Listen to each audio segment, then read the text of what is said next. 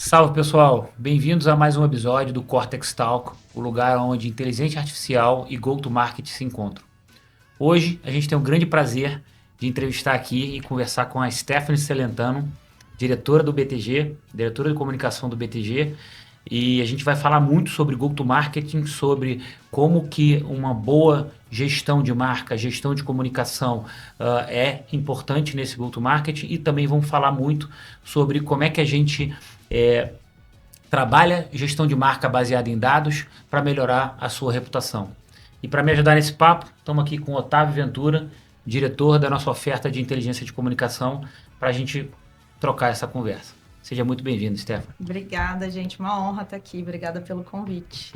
Maravilha. Stephanie, vamos começar se apresentando um pouquinho, conta um pouquinho de você, um pouquinho da sua história, antes da gente começar nesse bate-bola aqui sobre gestão de marca, inteligência de comunicação e go-to-market. Legal.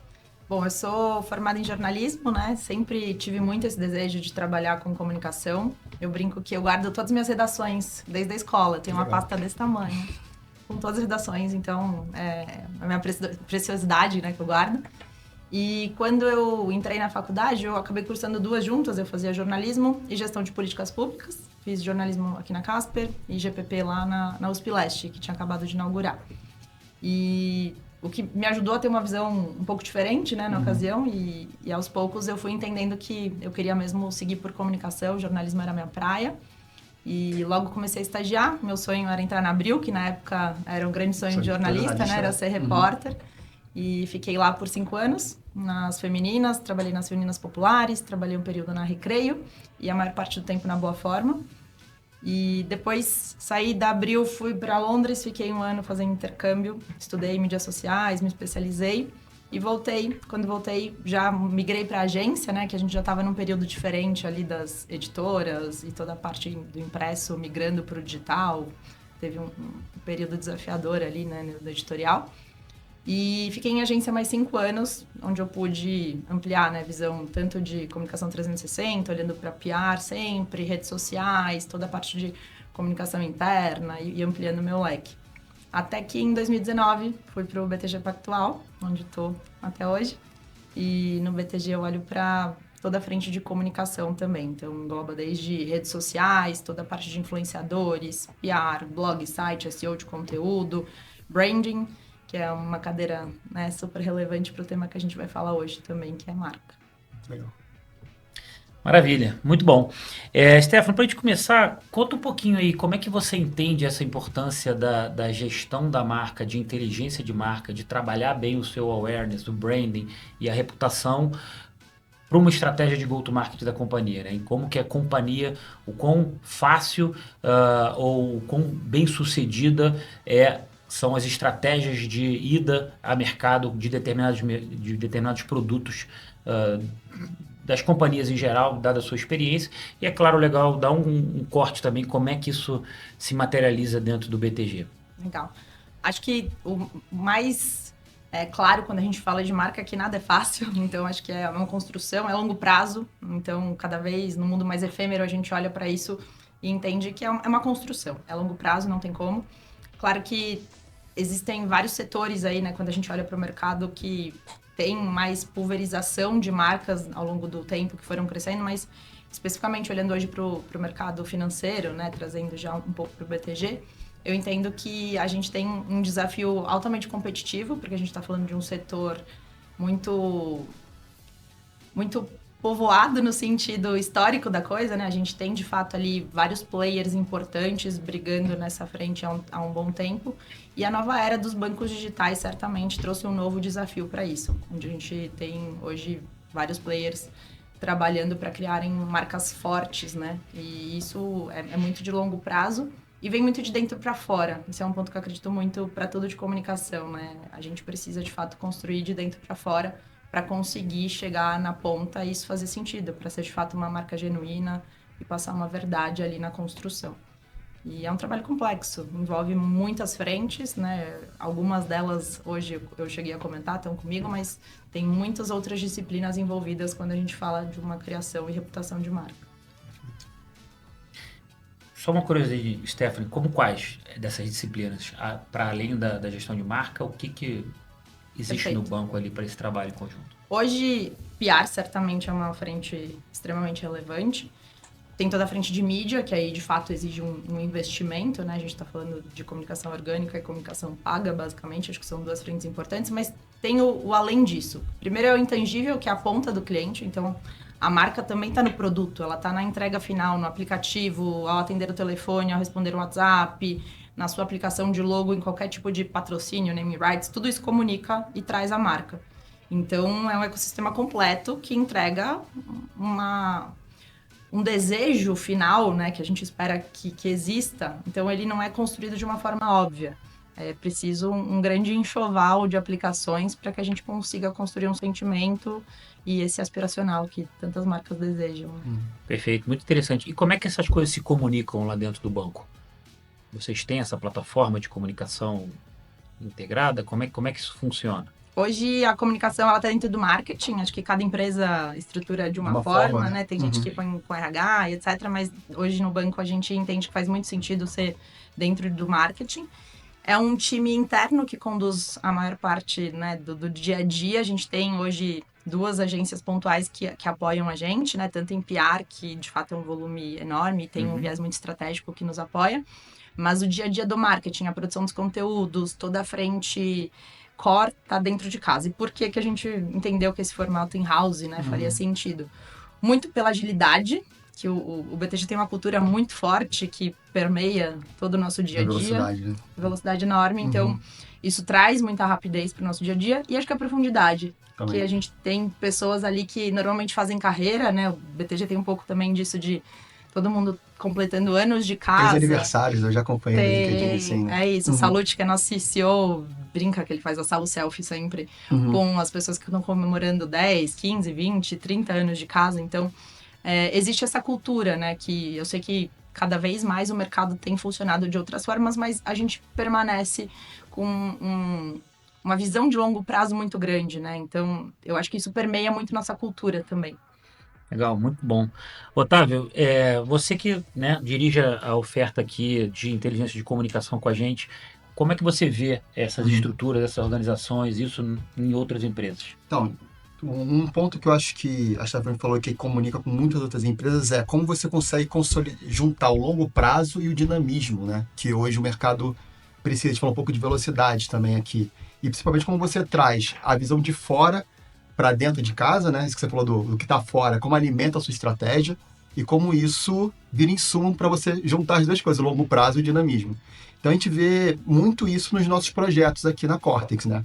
Primeiro porque a gente traz esse insight de fora, né? Quando a gente olha como a marca está sendo exposta na imprensa, redes sociais, tudo isso, como os públicos estão percebendo a sua marca e como você consegue consolidar o longo prazo, são os territórios que a marca está presente, aonde, com que público que ela quer falar, que isso é mais perene, com o dinamismo que é o ecossistema de mídias tem hoje, né? Então, às vezes você tem uma estratégia para falar sobre o território A, mas sua audiência está falando mal sobre esse território. Como você vai consolidar isso? Como você vai mudar de rota muito rápido, né? Isso você só consegue com a potência de dados e essa capilaridade de captação e de enriquecimento.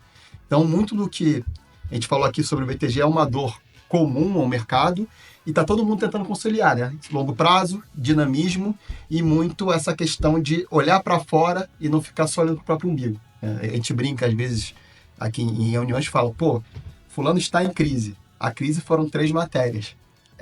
Cara, o mercado está falando de outra coisa. Então, quando você consegue colocar o seu olhar para fora e equalizar isso, você consegue ter uma noção melhor do que é uma crise e de como atingir numa crise, como agir numa crise, que às vezes o próprio sinal de comunicação aumenta uma crise, que são 3 matérias no jornalzinho que não vai ter um problema que parece, porque a gente só está olhando para o nosso próprio umbigo. Quando a gente faz um olhar mais de fora, a gente entende melhor isso e atua melhor a partir disso também. Maravilha. Stephanie, conta um pouquinho assim, dessa visão do Otávio, né, de equilíbrio entre curto, né, e médio / longo prazo, entre entender problemas pontuais de 2, 3 matérias e como lidar com isso sem que isso vire uma crise de fato muito grande. Como é que vocês fazem esse dia a dia, essa gestão lá dentro do BTG?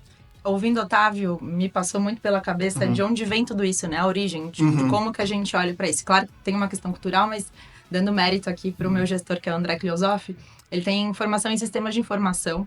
Então, o head de marketing do banco tem uma formação super exatas, né? Que eu acho que é um grande desafio que a gente tem em comunicação e que eu percebi muito quando entrei no banco e tenho convicção de que todo mundo que entra lá e tem esse pensamento mais de humanas, que a gente brinca, de certa forma vive essa nova onda para frente de exatas, para o olhar de dados mesmo. Então, o André puxa muito, né? Todo mundo sempre para essa história de entender dados. Então, não é uma percepção sua, não é uma análise, não é achismo.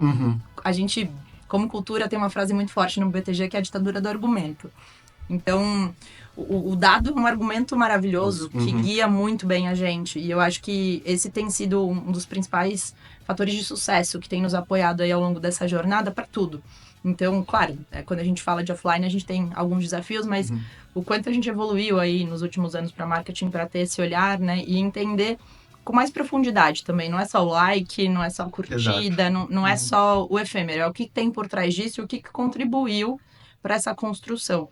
Então, voltando para a pergunta especificamente, eu acho que esse equilíbrio entre médio e longo prazo, ele acaba permeando o dia a dia de uma forma quase que natural, no sentido de que a gente tem uma direção de longo prazo clara, isso está bem intrínseco, mas ao mesmo tempo a gente tem o imediatismo e a correria do dia a dia que faz parte. Então, um dos pontos positivos também que eu vejo é que a gente tem pouca burocracia, né?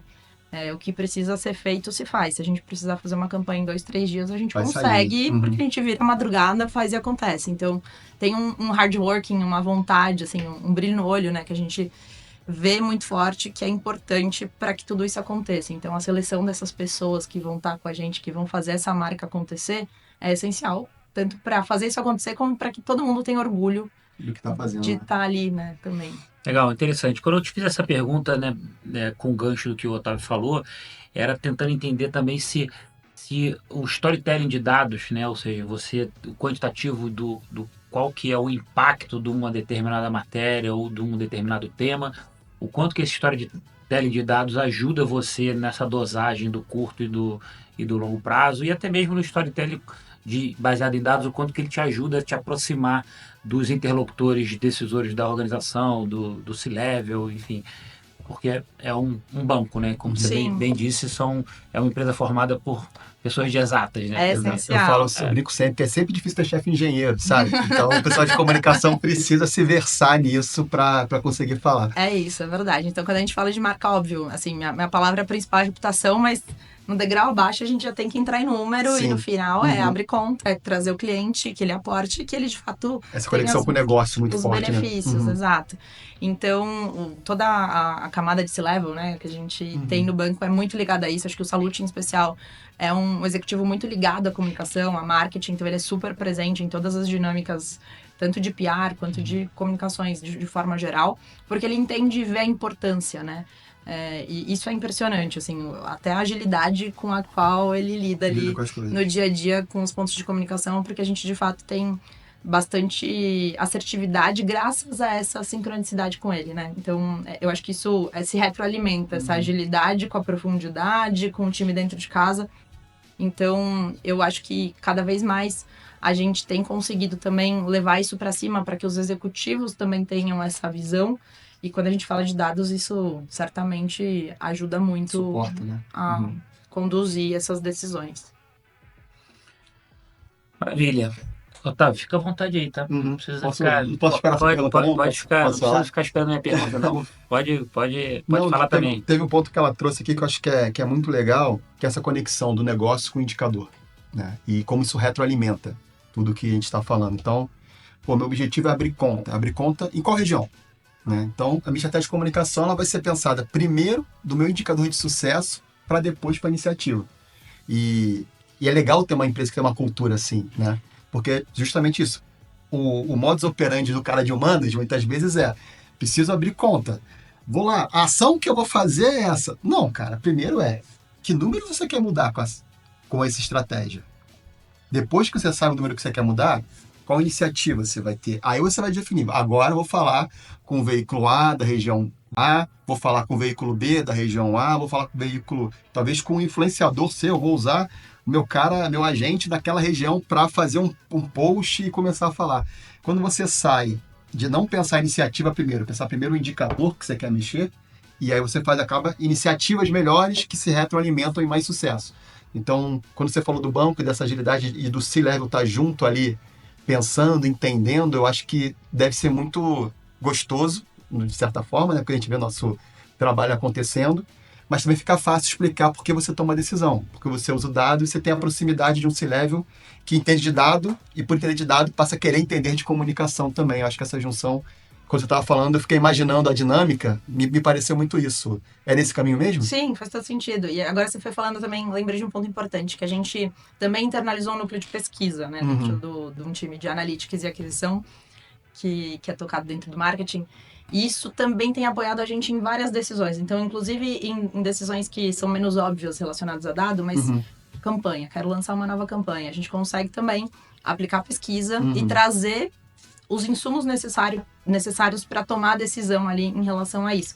Então, eu acho que cada vez mais a comunicação está sendo né, guiada por dados e até, obviamente, quando a gente fala de medição de awareness, a gente sabe que tem alguns pontos mais desafiadores da gente ter clareza, né, do preto e no branco ali, mas a gente, de fato, tem olhado para isso com muito cuidado e tentado se aproximar cada vez mais de uma estratégia que mexa esse ponteiro e que faça sentido. Então, um dos valores que a gente tem, né, que é a história do senso de dono, de ter ownership para tudo que você faz, permeia muito essa trajetória. Então, não adianta eu fazer tudo isso e não abrir conta, ou não adianta eu abrir conta e o cara não aportar, ou É um funil mesmo, né?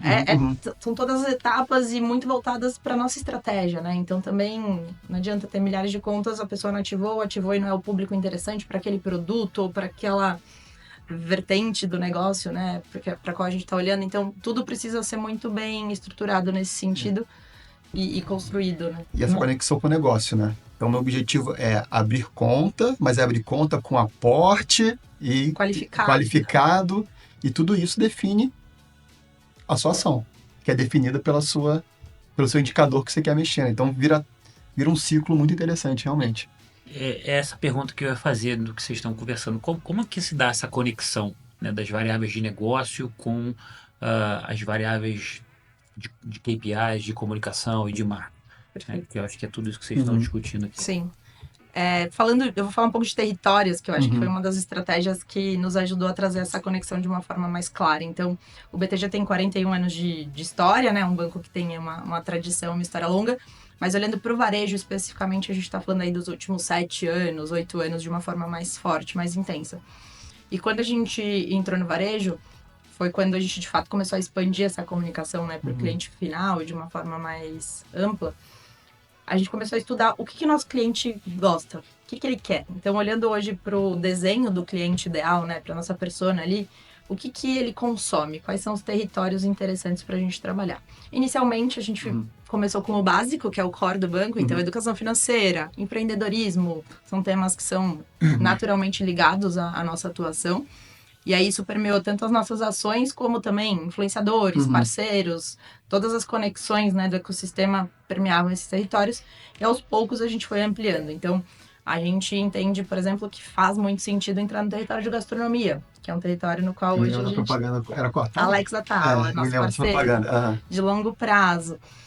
Aos poucos a gente também foi construindo, tanto pensando em produto quanto, né, no próprio business, um território relacionado à viagem. Hoje a gente tem a terminal BTG Pactual em Guarulhos. Dentro desse espectro a gente também trouxe Silvia Brás, influenciadora super relevante nesse meio de viagem. Então as conversas e as conexões, elas foram acontecendo de acordo com o que a gente também entendia que era uma necessidade do cliente. Mais recentemente a gente também entrou no território de ciclismo, né, com o patrocínio do Giro de Itália, que é uma das provas mais importantes de ciclismo, e com o BTG Pactual Bike Series, o qual a gente, né, entrou com o Name Rights. E o território mais recente de todos é o da música. Então, agora a gente tem o prêmio BTG da música brasileira, que é o antigo prêmio Sharp. E em breve, em outubro, também teremos aí novidades com uma casa no Beyond the Club, não sei se vocês conhecem, a gente vai ter a casa de show. É spoiler ou pode falar? Isso eu posso falar, Você só liberou. Liberou. A gente vai ter o BTG Pactual Hall, que é uma casa de shows com mais de 1.100 lugares ali do lado do Beyond the Club. também é uma iniciativa do qual o banco faz parte. Te ouvindo falar, volto com um ponto que você trouxe da conexão, né? Que isso vira produto também, né? Então, quando você fala de viagem, você tem benefícios do cartão que voltam para a viagem, né? Quando você fala do terminal, você tem benefícios para os clientes que embarcam no terminal. Então, completa essa experiência, né? Que começa na comunicação, mas ela deriva até o aplicativo do banco, o cartão que a pessoa usa, se vai ter desconto ou não no restaurante do Alex Atala, tudo isso vai se conectando, né? A gente tem uma preocupação de tudo ser muito genuíno, né? Uhum. Quando a gente fala de influenciadores, eu penso muito isso porque o banco não tem um produto que é um shampoo. Que eu te dou, você experimenta hoje e faz propaganda amanhã, não é isso. A gente, de fato, só trabalha com parceiros de longo prazo porque eles precisam entender esse ecossistema. E, às vezes, os garotos de propaganda são clientes, né? Normalmente são, é o que a gente gosta de fazer, inclusive. Então, a gente costuma muito trazer, né? Quem tá dentro de casa, primeiro porque é super verdadeiro, o cara já tá lá há anos. Mais dinâmico que isso é impossível, né? Exato. Flávio Augusto, né, da WhatsApp, é um dos clientes que tá com a gente há mais de 12 anos e que naturalmente fez sentido trazê-lo para essa frente de empreendedorismo. Então, hoje ele tá estreando nossa campanha e tá super forte aí quando a gente fala de BTG Empresas, que é uma das nossas vertentes ali de PJ. E é isso, flui natural. É uma pessoa que usa o aplicativo, que conhece o produto, que visita o banco. Isso pra gente é muito relevante. Super legal. Essa conexão do B2B com B2C, né? Como é que está sendo isso? Que também muda um pouco de cultura, né? Sim, hoje o ecossistema do banco, a gente fala muito, né, banco, BTG Pactual, mas o grupo como todo, ele é muito amplo. Então, ele é quase um polvo, assim, né? Quando a gente fala de empresas e estruturas que estão ali embaixo, desde exame, aí passando por participação na Estapar e outras frentes de BTG mesmo, que é prefixo BTG, né, e em seguida um sufixo diferente. Então, são vários segmentos com os quais a gente hoje navega e a gente olha muito para a marca de cada um deles de acordo com as necessidades, né? Então, o cliente B2C certamente tem uma necessidade diferente do cliente de Wealth Management. Então, as experiências são diferentes também. Parênteses aqui, uma pergunta. Os territórios que você colocou, eles mudam em função desses B2B e B2C? Ou vocês trabalham B2B e B2C dentro dos territórios? Como é que funciona A gente isso? trabalha dentro dos territórios, então empreendedorismo naturalmente conversa muito com PJ. É um caminho natural que faz sentido. Mas a gente também tem liberdade. Então, eventualmente, se o Elf entender que faz sentido navegar por algum outro tema que não esteja 100% atrelado, a gente consegue pensar em experiências pontuais relacionadas a algum tipo de esporte diferente, etc. Mas esses territórios, eles são os macros, né, que conduzem a gente. Então, dentro do possível, a ideia é que isso seja um filtro e que guie a nossa comunicação maior. Mas tem algum afunilamento de diferença de mensagem, de linguagem, quando você vai descendo no B2B, B2C? Ou você trabalha o território? O território em si é trabalhado, mas a mensagem muda. Então, quando eu falo com o PJ, inclusive, os endossos que a gente usa são relacionados ao PJ. Então, mais racionais, mais nessa... BTG Pactual Empresas, por exemplo, foi considerado o melhor banco para empresas do mundo. Esse é nosso endosso para o BTG Empresas. Quando eu falo com a pessoa física, é o maior banco de investimentos da América Latina. Então, eles se conversam de forma geral, mas eles também têm suas especificidades.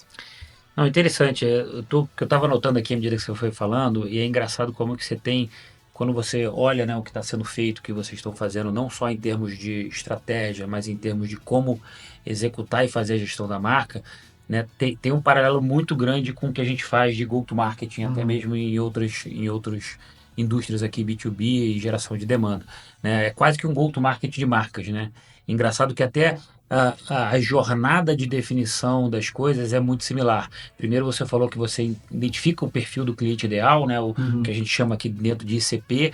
Depois você define os seus territórios, que a gente também chama de territórios, que são os mercados que a gente vai atacar, mas no caso aqui são territórios de temas, de territórios de comunicação que você vai trabalhar, e depois você desdobra isso, né, nas diferentes esteiras lá para o teu B2B, B2C, né? Então é muito interessante como que no fundo também é um go-to-market de marca para que você consiga chegar com uma marca forte, com bom awareness, com uma boa reputação, sendo reconhecida pelas pessoas ideais, né, pelos clientes ideais que você tem, naqueles pilares ou naqueles temas que são relevantes. Então, bem interessante aqui, porque é justamente uma inteligência de go-to-market de marca aqui muito bem feita. E é uma inteligência que busca eficiência também, né? Quando você escolhe territórios que são nunca permanente, mas minimamente fechados ali, você também melhora a experiência do consumidor, porque, beleza, é PJ e pessoa física, mas no final é uma pessoa que toma decisão É do isso. mesmo jeito, né? Quando ele começa a entender que o BTG está presente naqueles territórios, seja ele um empresário, seja ele o cara que quer viajar, né? Do investimento também, né? Aí o CFO fica mais feliz, né? Perfeito. Porque o seu retorno sobre o investimento também é muito isso. maior. Meu irmão fala muito da história do laser, sabe? A história de que o laser, quando ele tá concentrado, ele corta, faz qualquer milagres. coisa. Quando o laser dispersa, você perde, você não tem muito sentido. E é um pouco do que a gente tem de visão sobre territórios, né? Não adianta colocar um Falar sobre pouquinho em tudo, cada né? potinho. A gente precisa ter uma escolha clara até para você ter presença, né? E fazer sentido conseguir fazer as ativações dentro de cada um deles. Maravilha. Stefano, acho que como a gente viu aqui, né, vocês têm todo um mecanismo, toda uma área, uma série de processos, ferramentas, pessoas para gestão da comunicação altamente maduro, né, e muito avançado e baseado em dados. Conta pra gente um pouquinho como é que foi essa virada, né? O que foi mais difícil nessa virada para uma cultura mais analítica, mais baseada em inteligência de dados? Como foi essa transição, né? Como você mesmo falou no começo, não é nato, né, da profissão ou da formação essa cabeça mais baseada em dados, essa cabeça mais analítica. Como é que foi essa transição lá dentro do banco? Perfeito. Eu acho que o terreno era fértil, para começar, Sim, né? Porque a gente está dentro de um ambiente que impulsiona, isso, né? exato. Então, eu acho que o terreno era muito fértil. Sem dúvida, o ponto do André Closoff, né, que é o head de marketing, ter criado o marketing ali começou do zero. Então, em 2016, quando ele chegou, ele foi o primeiro a construir tudo. Gravador. Ele já chegou com essa cabeça de dados, né? Sendo um cara de sistema de informação, ele já chega com essa pegada e muito voltado para esse ecossistema eficiente que a gente precisava trazer. E aos poucos eu entendi que a gente foi já crescendo um pouco nessa linha. Obviamente, até hoje não é perfeito, todo mundo tem, né? A gente tem muito Sempre aprimoramento sempre. Claro. Mas quando eu entrei em 2019, eu lembro que eram 11 pessoas no marketing. Então a gente era um time pequeno, né? O tamanho do BTG. Pro tamanho do BTG. E o BTG também era relativamente menor, né? Na época a gente tinha cerca de 2.000 funcionários. O tempo foi passando e hoje a gente está batendo a casa de 8.000 colaboradores no total. O marketing está com um número também maior. Não tem como.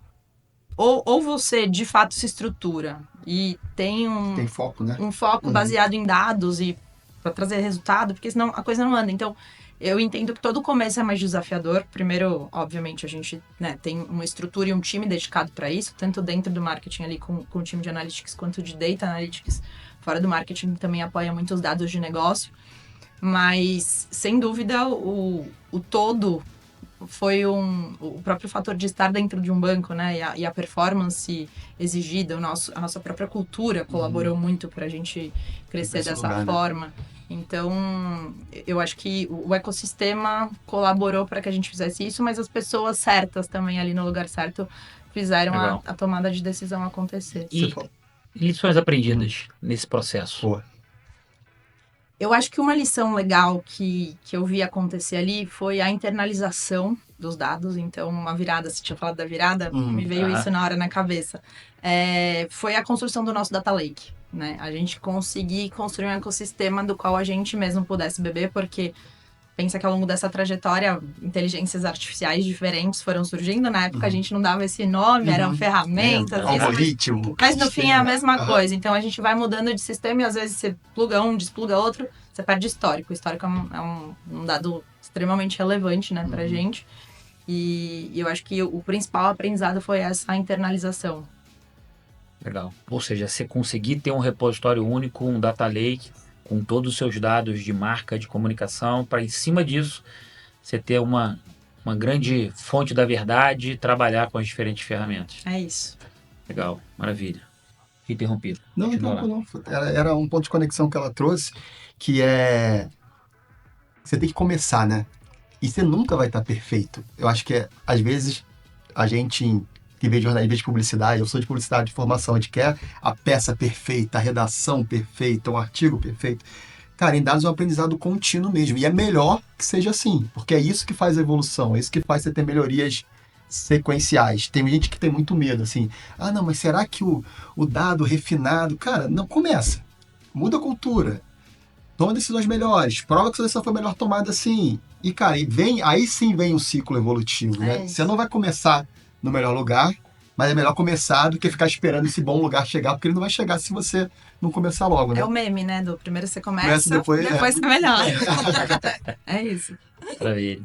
Otávio, aproveitando então que você está no processo, né, de início, erro, aprendizado, melhoria, conta um pouquinho para a gente aqui quais são os principais erros, né, os principais problemas nesse processo que você enxerga na transição de outras empresas aí nessa jornada para uma comunicação mais baseada em dados, uma comunicação mais inteligente. Eu acho que a primeira coisa é essa, cara, começa. A gente fala com muita gente no mercado, sempre aquele medo de começar. Eu falo que é o medo de deixar de ser uma pessoa Word e passar a ser uma pessoa Excel. Né? O profissional de comunicação primeiro toma esse medo. A segunda parte é, começa e leva aquilo como uma forma nova de pensar. Porque tem muitas vezes projetos que começam também e o cliente fala assim, não, mas o meu número, cara, esquece o passado. Passa a pensar sobre uma nova lógica de governança, onde você vai passar a tomar decisões a partir do dado e não utilizar o dado para justificar uma decisão que você já tomou. Isso é uma chave muito difícil de mudar, mas essa é a chave que faz a diferença. Quando você passa a tomar decisões a partir do dado, não usar o dado para referenciar uma decisão que você já tomou. Quando você consegue quebrar isso, aí você entra num ciclo virtuoso muito bom, que aí você começa a se debruçar sobre os dados, a tentar aprender, tomar propriedade dos dados, como você trouxe aqui, usar aquilo para formar a sua opinião, não para validar uma opinião que você já tem, a definir para onde você vai, medir, corrigir rota, porque ninguém é perfeito, ninguém acerta de primeira. Corrigir rota a partir do dado, não corrigir rota porque você acordou de manhã e achou que esse não é mais o caminho, e dali seguir. Quando a gente começa a fazer essa mudança, aí você vem para o ciclo que vale. Aí você vem para o ciclo onde você passa a ser cada vez melhor a partir do dado e não ficar brigando com o dado, ficar com medo do dado. Então, acho que o primeiro passo da comunicação é esse, cara. Para de ter medo, para de brigar. Se debruça. Se coloque numa posição de decidir a partir dele, não decidir e querer que ele fale a verdade. Tem aquela brincadeira clássica, você torturar o dado, ele fala o que você quer. Sim. Né? Então, muda a forma de pensar primeiro. E, cara, isso é o mais difícil de fazer. Isso passa por, primeiro, a pessoa estar aberta, né? E, às vezes, empresas como a gente, né? Outras empresas também estarem juntas para educar a pessoa que vai beber dessa fonte. Porque é uma mudança, às vezes, quase que de carreira. Tem muito cara aqui que trabalha com a gente que era o cara que escrevia... O nosso professor de atividade era um roteirista de cinema quando ele começou a faculdade. Agora está codando coisa em generativo, que eu nem sei o que ele faz. Mas é uma mudança de carreira, muitas vezes. Então, também cabe a quem sabe mais um pouco apoiar aquele que está nessa jornada. Eu acho que é muito importante também. Legal. Você diria que hoje em dia você vê mais as pessoas, as empresas, tentando explicar a decisão com os dados ou olhando para os dados para de Os fato clientes da Cortex, não. Os clientes da Cortex, eles tomam decisão a partir de dados. No mercado como um todo, eu ainda vejo muito nesse lugar, de justificar uma decisão já tomada. E aí, cara, não faz muito sentido quando você... Porque, assim, se eu tomo uma decisão, cara, você está querendo torturar o dado para ele te falar a verdade. Então, em clientes da Cortex eu não vejo isso, os clientes da Cortex tomam decisão a partir de dados. Mas às vezes está prospectando, alguns caras do mercado, eu percebo um pouco disso sim, Daniel. Legal. Acabou que você falou muito da jornada, mas e em termos de erros, de problemas, assim, alguns que você vê acontecer mais, para ser algo mais prático aí para o pessoal, do tipo como evitá-los. Stefano, fica à vontade também, na jornada, você, putz, isso aqui eu poderia ter ido por aqui ao invés daqui. Enfim, eu acho que isso é rico pro pessoal. Cara, acho que a fonte da verdade é um ponto que é legal. Não ter um data lake. Não ter um data lake estruturado, não ter nada disso pensado para te propiciar a decisão. Né? Então, a gente vê alguns casos assim, não, mas tem aquele PowerPoint que eu recebi há 3 dias atrás, não tá batendo aqui com... Cara, qual é a sua fonte da verdade? É o PowerPoint? É a sua base de dados ou é a opinião do outro cara que veio aqui e falou que o número está errado? Então, acho que a primeira coisa é essa governança muito forte. Essa governança só consegue com tecnologia de dados hoje em dia. A gente, eu brinco que quando eu comecei a carreira, eu li o valor, li a exame, eu estava sabendo de tudo que aconteceu no mercado. Agora, cara, pode vir bomba de qualquer lugar. Então, se você é uma fonte de verdade estruturada, você não consegue dar o primeiro passo. Depois, eu acho que é isso, cara. É não criar um processo decisório a partir dos dados. Tentar ficar na antiga mentalidade de decidir primeiro, comprovar depois. E aí, cara, você fica patinando no mesmo lugar, porque aí você não tem uma fonte da verdade, você já tomou a decisão, você quer aquele monte de verdades distribuídas valendo sua decisão, aí você fica no ciclo vicioso, não no ciclo virtuoso dos dados. Eu acho que um ponto que eu acrescentaria aí nessa história toda é um erro, né? É também quando a empresa fica muito ligada, muito fissurada na história da concorrência. Sim. Que assim, Uhum. não é um caminho. Exato. Óbvio que você não vai botar o cabresto, não é pra Uhum. fechar o olho pro lado, você tem que olhar. Mas é você também criar a tua trajetória, teu caminho, né? Não é porque o player A, B e C fez de tal jeito que você tem que fazer, aquilo não é necessariamente uma tendência. Então, é também ter esse olhar e conseguir administrar um pouco a ansiedade nesse Muito sentido. bom. Eu falo que, vou entregar a idade, tenho mais de 20 anos de carreira, eu nunca vi duas empresas com o mesmo plano de comunicação. E sempre tá todo mundo olhando pra grama do vizinho, né? Cara, é isso que você falou. Toma decisão, escolhe seu território, se aprofunda naquele território. É claro que você vai olhar para o concorrente para entender o que ele está fazendo, mas a grama do vizinho sempre é mais verde, né? Então, tem até um recurso no nosso produto que a gente faz a comparação entre concorrentes, né? E aí eu falo que tem um momento calma lá CEO no produto, que é assim, o cara recebeu um WhatsApp de uma matéria dizendo que o concorrente lançou o recurso X. Aí o cara entra bufando na sala de comunicação, porque só se fala do recurso X da concorrência, não sei o quê. Aí tinha recurso na plataforma que é, tá bom, recurso X na nossa metodologia é um assunto específico. A gente tinha que falar, então, o recurso X conseguiu de alcance 200 mil matérias. O nosso recurso A já conseguiu só nesse mês 2,4 de alcance, milhões de alcance. Então, assim, não leva o seu WhatsApp como a verdade absoluta. O momento calma lá, CEO é esse. Cara, Legal. pega o dado, olhando isso aqui de forma quantitativa e qualitativa também, que está falando do recurso X lá que foi lançado para concorrência, não tem o impacto que o seu estômago está dando pela notícia do WhatsApp que sua tia Sim. mandou, né? Agora a pergunta de $1 milhão. Ele se acalma? Aí depende do seu. Mas sabe que isso, eu não sei como que são em todos os setores, né? Mas o setor financeiro, ele tem um pouco dessa Tem. bolha, no Aham. sentido de que às vezes as coisas acontecem nesse micro-universo, né? Uhum. E a gente tem a parte boa e tem tem a parte ruim. Aham. A parte boa, vou contar um episódio, a gente fez uma parceria pontual recentemente com o Fábio Pochá, Uhum. porque ele fez organicamente, né, nativo dele mesmo, um conteúdo brincando, que ele não conseguia fazer um pix quando as pessoas mandavam 300 coisas na mesma mensagem. Ah, sim. Daquele jeito Aham, dele engraçado, uhum. tipo, para de perguntar da tia Maria, da fulana e tal. E a gente tem, enfim, um Recurso. sistema, um Uhum. recurso, né, super bom de WhatsApp IA, no qual você consegue encaminhar pro WhatsApp do banking a mensagem com um monte de texto Uhum. e tendo o valor e o Pix no meio, ele Já consegue sabe. fazer. Você não Uhum. precisa de grandes esforços, é inclusive maravilhoso, recomendo. E foi uma oportunidade que surgiu assim, não tá dentro de um território estruturado, Uhum. a gente não tem o território do humor de uma forma estruturada, mas foi um marketing oportunístico. Uhum. A gente viu a oportunidade, saiu correndo para fazer, né? Porque obviamente qualquer player de mercado poderia pensar em Pegar alguma aquilo antes, solução. né? Uhum. A nossa tava super boa, a gente entendeu que tava madura pra gente vender daquela forma. E deu super certo, enfim, com toda a facilidade do Uhum. linguajar do Pochá Uhum. de vender. E essa foi uma ação, por exemplo, que eu acho que deu muito barulho positivamente. Realmente, e nasceu na bolha. né? Nasceu na bolha Uhum. e estourou, foi pra Uhum. fora. Então tem a parte boa e tem a parte CEO, olha que legal. Legal, Que é muito isso, bom. é da bolha. Ouvindo vocês dois falarem, fica na minha cabeça uma outra pergunta. É inevitável, né? Você está escutando o mercado, está olhando a concorrência, ainda mais quando você está dentro da Uhum. sua bolha. O quanto que isso fazem com que vocês, né, tenham que rever os territórios ou repensem os pilares, os Uhum. territórios da comunicação ao longo do ano ou em algum período específico? Isso acontece com frequência? Tem um sistema ou uma forma de avaliar se você tem que rever isso ou não? Como é que vocês veem isso acontecendo no BTG e em outras empresas do mercado? A gente recorrentemente olha para o mercado, né? Seria hipocrisia dizer Uhum. que a gente não olha. Mas quando a gente fala de território, a gente está sempre falando de longo prazo. Então, não é um tiro curto, é um tiro longo. A gente, quando entra, precisa entrar com os 2 pés e o corpo inteiro. Porque é isso, é Star Blazer, mais uma vez. Senão você não faz barulho, senão você não se posiciona, ninguém vai entender que você tá naquele território. Então não dá pra mudar do dia pra noite, Uhum. por isso que tem que ser bem pensado e bem estruturado.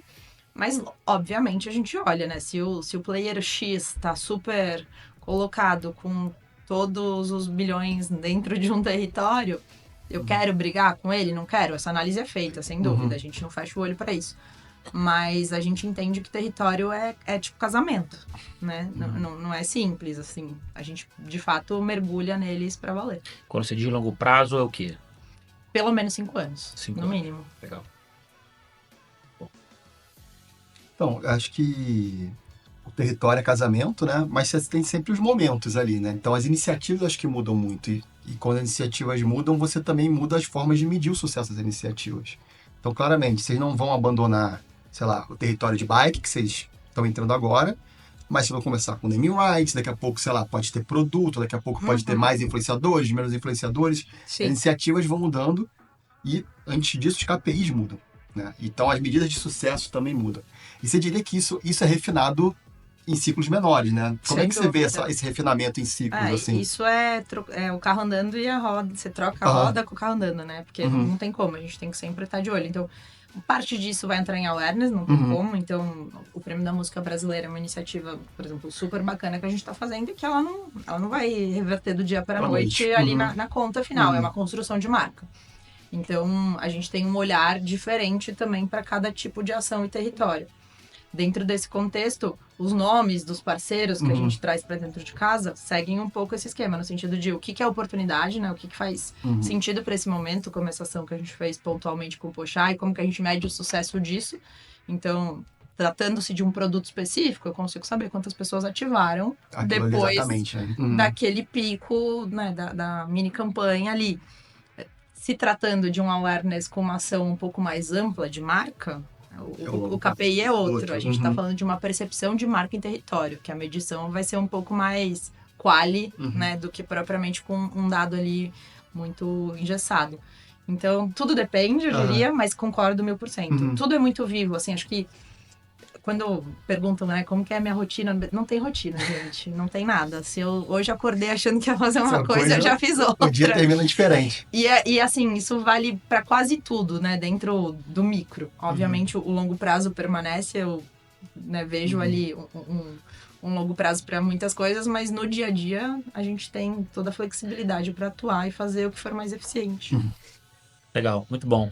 Acho que do teu, né, do teu depoimento aqui fica na minha cabeça muito claro não só o dinamismo, né, mas essa flexibilidade de você conseguir ter diferentes KPIs, diferentes formas de medir para diferentes atividades e diferentes territórios e tá sempre revendo isso tudo, né? Bem legal. Pessoal, estamos caminhando aqui para o último bloco, né? Voou, foi super rápido aqui esse bate-papo. E aí, nesse último bloco, eu queria ouvir de vocês um pouquinho, né? Como é que vocês estão vendo em termos de tendências, né? Tendências nessa área de inteligência da comunicação. Obviamente, não pode deixar de estar presente aqui, tentar ouvir a opinião de vocês, né? Como é que está sendo o impacto de inteligência artificial dentro de toda essa disciplina de gestão inteligente de marca, né? E como é que vocês enxergam isso para frente? Vamos começar com a Stephanie, que obviamente que é a nossa grande convidada. Obrigada. A gente, sem dúvida, está aplicando inteligência artificial em diversas camadas do banco, né? Então, desde quando a gente fala de comunicação, certamente a gente tem várias ferramentas hoje que nos apoiam. Eu brinco que, como a gente trabalha muito com eficiência, a gente nunca vai deixar de ter alguém por conta de inteligência artificial, porque a gente, de fato, tem sempre muito trabalho. De fato, é um ambiente extremamente dinâmico. Então, cada vez mais a ideia é que a gente tenha essa oportunidade de ter um olhar de helicóptero, né? De dar um zoom out e conseguir fazer uma gestão mais inteligente por meio dessas ferramentas. Então, hoje a gente já tem os nossos agentes, né? Dentro das inteligências artificiais que nos apoiam muito, especialmente nesse ecossistema mais complexo, no qual a gente tem marcas diferentes com linguagens, né? Tom de voz diferente de uma marca para outra. A gente consegue criar uma eficiência maior nessas produções, nesse dia a dia.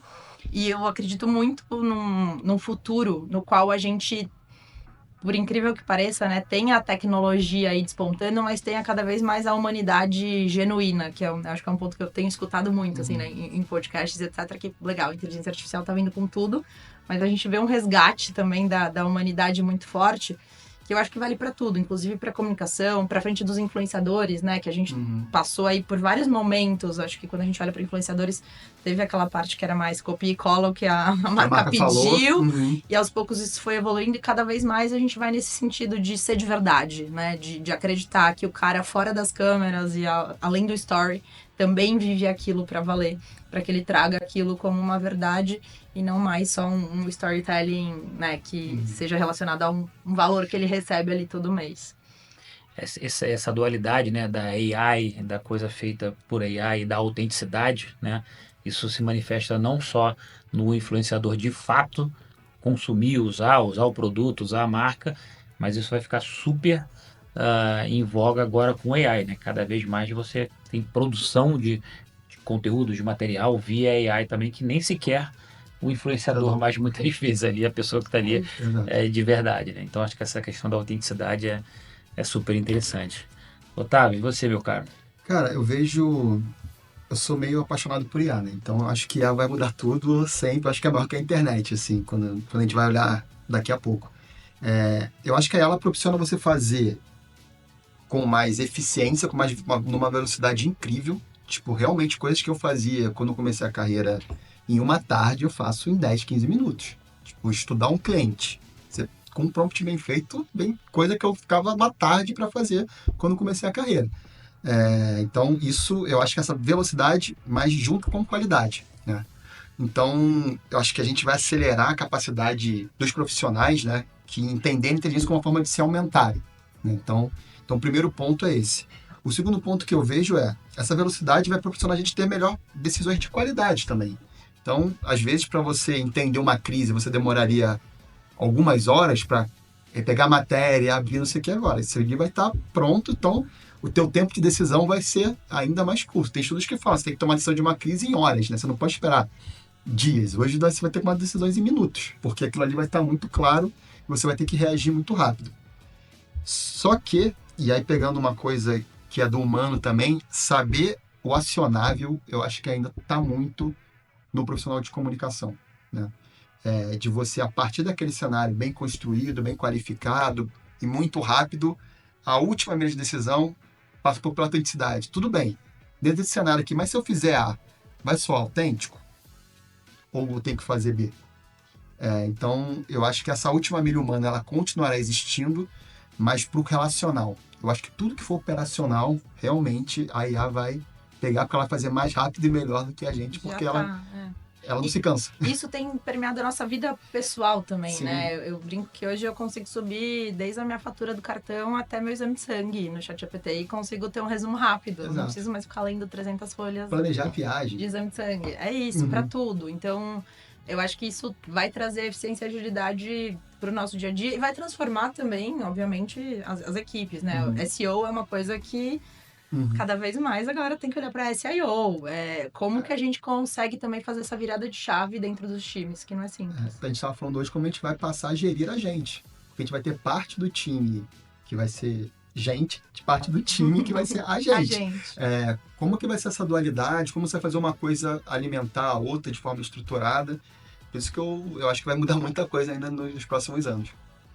Muito bom, pessoal. Quem dera a gente tivesse um pouquinho mais de umas 2, 3 horas aqui para ficar batendo um papo sobre isso. Stephanie, a gente tem uma tradição aqui que, né, para todo mundo que a gente vem aqui convida para bater esse papo, a gente pede uma indicação de um livro, né? Um livro que foi importante na tua trajetória, na tua vida, pode ser de cunho profissional, de cunho pessoal. E aí a gente queria perguntar para você aqui qual livro você recomenda para gente. Trouxe aqui O Pensamento Eficaz. Esse livro da Shane Parrish foi uma indicação de uma executiva da Amazon, a Natália Romero, que é uma grande amiga minha. E, enfim, ela é super assídua aí na leitura de empreendedorismo e olha muito para liderança e etc.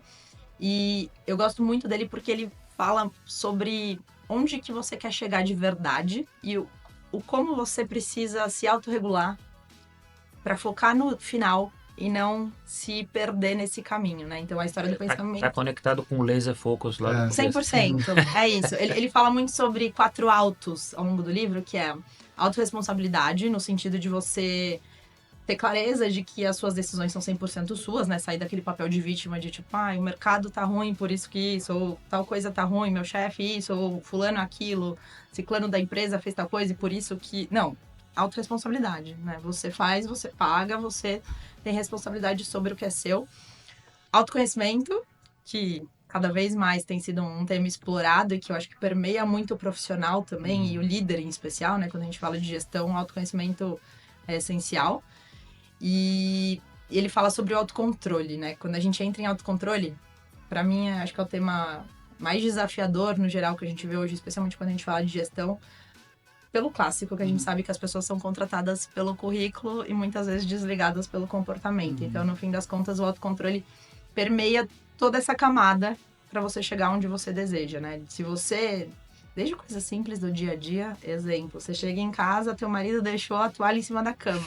Quais são as opções que você tem? Sair brigando, mas você tá cansada, você trabalhou pra O caramba aquele autocontrole nesse aí é dia. difícil. Como que você conduz?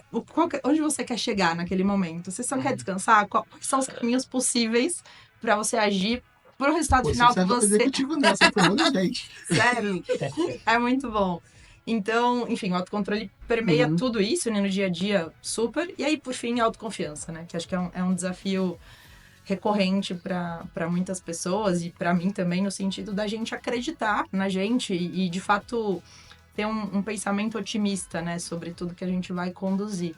Então, eu gostei muito desse livro, porque eu sinto que a cada dia, várias situações que eu vivo e várias pessoas com as quais eu converso, desde a minha terapeuta, né, que pede para eu pensar um pouco mais antes de falar, até mais recentemente a gente teve um papo com o Fábio Gurgel, não sei se vocês conhecem, que é do Jiu-Jitsu. E, enfim, eu conhecia super pouco, ele começou a me contar um pouco, fiquei encantadíssima. Vai fazer jiu-jitsu? Eu quero. Já marquei minha aula experimental na Allianz, segunda-feira. E ele fala muito sobre tudo isso de outra forma, né? Então, como o jiu-jitsu traz as virtudes, o autocontrole, a estratégia para agir, para você chegar no resultado final que seja interessante porque você queria. Então, não é você agir pelo instinto ou só pela sua, né, vontade do momento. É olhar, no fim, a longo prazo, mais uma vez. Então, tudo se conecta muito. E, enfim, é isso. Maravilha, muito bom. Ótima dica. Vou comprar. Deixa eu começar com você então, Otávio. Vamos aqui para as considerações finais, para o encerramento. Quais dicas você daria aí para profissionais de comunicação que estão agora, né, vivendo essa grande... Primeiro, leia esse livro. Esse grande turbilhão aqui e essa era de evolução aí dentro de AI e dados. Eu brinquei para ler o livro, mas acho que, cara, esse laser focus é fundamental mesmo. Assim, definir meu território, definir meus desafios de comunicação, definir os indicadores que mudam o jogo, vou para as iniciativas agora. Cara, faz essa sequência. Não começa... A gente tem a tendência a começar da iniciativa. Né? É o pensar antes de falar, brincando aqui. Às vezes a gente força a empresa a falar antes de pensar também. E às vezes a gente brinca aqui, eyes on the prize, né? Então, cara, o que eu vou fazer? Aonde eu quero chegar? O que eu vou fazer? Como eu vou medir se eu estou chegando ou não? Então, eu brinquei de ler o livro, mas eu acho que isso tem que permear realmente o nosso pensamento em comunicação. A gente tem a tendência a partir para a iniciativa antes do planejamento e antes de saber os indicadores que medem o nosso sucesso. Então, uma dica é essa. Siga esse ciclo. Maravilha. Stephanie, você. Eu vou falar uma frase que eu escuto muito lá dentro do BTG, que eu acredito para a vida. Eles falam muito de barriga no balcão, que é trabalho duro. Assim, no fim das contas, não tem almoço grátis, a gente precisa ir atrás. Acho que, óbvio, com planejamento, né? Somando tudo que o Otávio trouxe. Mas eu não vejo outro caminho a não ser a gente, de fato, mergulhar, dar duro, pesquisar, ir atrás. É tendência, o tempo todo o mundo muda. Então, o que a gente aprendeu sobre redes sociais ontem, hoje já é diferente. Sobre SEO, hoje já não é mais SEO.